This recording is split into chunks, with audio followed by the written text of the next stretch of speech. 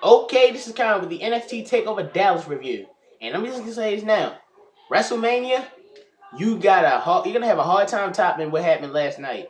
Where do I even begin on how this pay per view was the main reason why I wanted to make sure I had the network yesterday?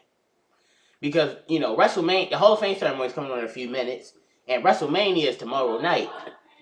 So, my mother said we could just get the network in a few, for WrestleMania. But because of Takeover Dallas, I said, no, we have to get this on Friday. And let's just start off, let's just go straight into the pay-per-view. First match was American Alpha, Chad Gable, Jason Jordan versus The Revival, Scott Dawson and Dash Wilder.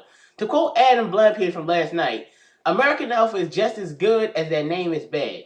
And this was a really good tag team match. A lot of back and forth action, and it was a really technical match. The only problem is, I think it slowed down in the middle of the match. Like the beginning and the end were the best parts of the match. The middle, not bad, but it slowed down. Not slowed down to a screeching halt as it wasn't enjoyable, but it was still slow. Dash and Dawson once again showed why they're a really good heel tag team, and Chad and Gable showed why it's their time in NXT as the tag team champions. I give that match a B. Next up was and for me personally, the weakest match of the night. Austin Aries versus Baron Corbin. This match, I'm not gonna say was bad, but it could have been better. Now, I know Baron Corbin gets a bad rap for some people. I don't hate him. I haven't really got to see him work a really good match. As a matter of fact, over the last few takeovers I've seen, Brooklyn and London, his one-on-one match was one of the weaker matches. And Austin Aries, I got to see him in TNA, but I've never got to see him really work because, around the time he got popular in TNA is when I stopped watching it. So I can't say, I wish we got to see more from Austin Aries, and I think him winning by a roll up was not a smart idea. But the way he reversed the end of days was a really good counter. I gave the match a C. Now we get to the three, big matches of the night, and all three of these matches delivered. Starting with Shinsuke Nakamura versus Sami Zayn. This was already a match of the year candidate. I don't care what anyone else says. And I'm going to say it now. If you didn't like this match, you don't like wrestling. That's the way I look at it. Shinsuke Nakamura and Sami Zayn tore the house down. And there was a lot, fast-paced action, hard-hitting. The part in the match when they were just forearming each other back and forth will go down in history as one of the best moments you'll ever see in NXT. And was this Sami Zayn's final NXT match? Because he did lose. Shinsuke Nakamura won with, I believe, a knee to the face. If this is Sami Zayn's match, he couldn't ask for a better match to go out on. And this actually makes me wish I had picked him for WrestleMania tomorrow night, but I can't go back on my pick now. Shinsuke Nakamura, his entrance was pretty cool.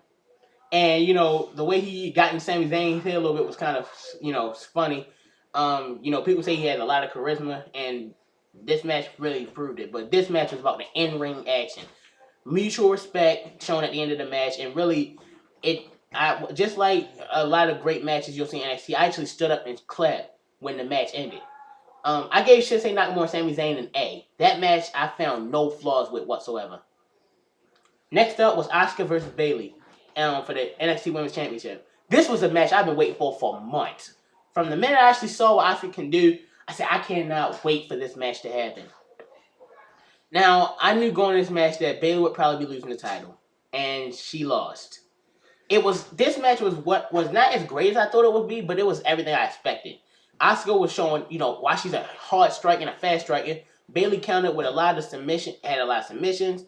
She dove through the ropes and had Hurricane Rana. That was pretty cool. She had a Hurricane Rana from the top rope once again. I think after her last few takeover matches against Sasha, Nia Jax, and Asuka, Bayley has shown she can work any type of match, which is why she's one of my faves. And the way she lost, I can accept. Asuka put in the Asuka lock. Had button put in the Asuka lock. And Bayley was trying to stand up and reverse it. Asuka swung her around and had her on the ground, and Bayley passed out. Now somebody say, were you angry about what happened? No, I was not angry. Now, there's a difference between Roman Reigns winning that fast lane and Bayley losing last night. With Bayley losing, I knew Asuka's the one person I was fine with her losing the title to. And while, yes, I was sad and disappointed, she lost to the right woman. And I couldn't have asked a better match for Bayley to lose the title to than that. seeing the way Bayley passed out, she was holding on, but she just passed out. Overdone spot, yes.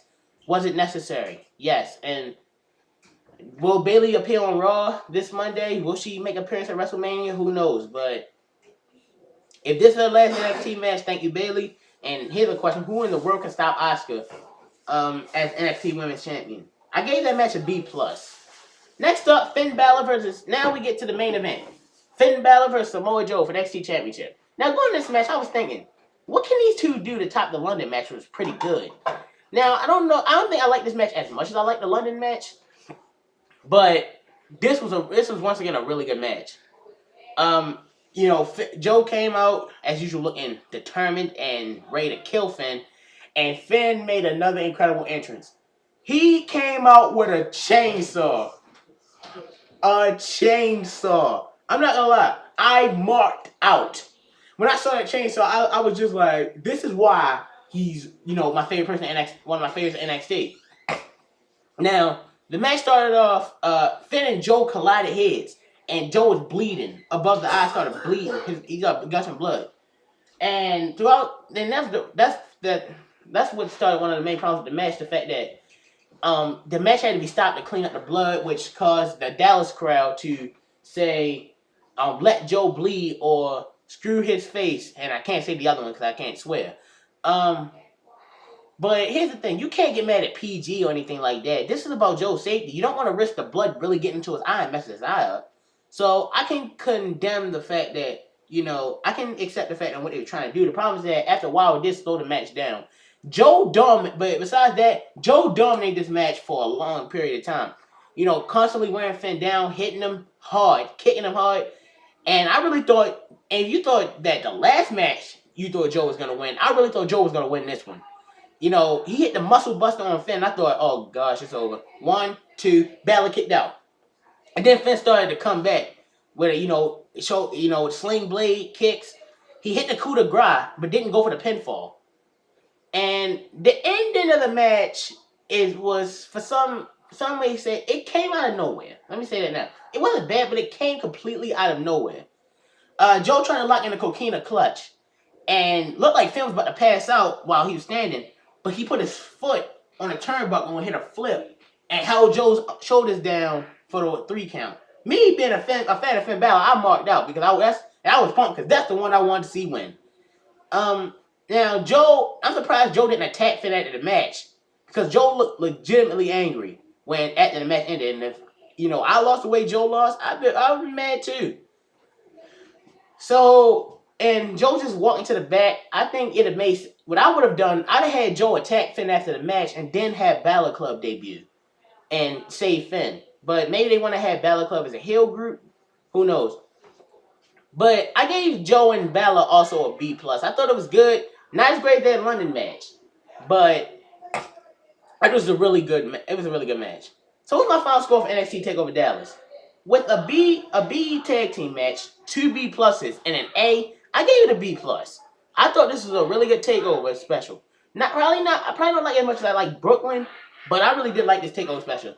Minus Bayley losing the championship, which isn't a bad thing. It's just, as a fan of her, it, hurt me a little bit to see her lose the title. I can't hate on the match because of that, because like I said before, Asuka is the one person I would be fine with her losing the title to. So, I give the whole pay-per-view a B+. So with that being said, will I review WrestleMania? I don't know. Probably not tomorrow night because you gotta get ready for school the next day. So if I do review WrestleMania, I'll probably review it Monday after I get home from school and practice. And WrestleMania and Vince after last night. You gotta bring it tomorrow night after last night, because you see NXT TakeOver Dallas only had 5 matches, and those 5 matches had something. And not one match. There was not one gimmick match last night. WrestleMania, all 3 of their main events are gimmick matches. Reigns and Triple H, no disqualification. Shane McMahon and Undertaker in the cell. And Dean Ambrose and Brock Lesnar in a no holds barred match. I don't know what to say. And one more thing before I close off. I'm 16. A lot of people always look at me and say, "You're 16. Why are you still watching wrestling?" Don't think you should grow up. Then I look at something like NXT Takeover Dallas, especially Zayn and Nakamura, and think to myself, this is why I won't ever stop watching wrestling.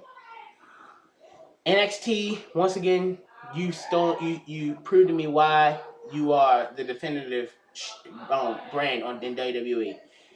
And WWE and WrestleMania, good luck tomorrow night. But until then, my name is Kyron Chase. I will see you guys later.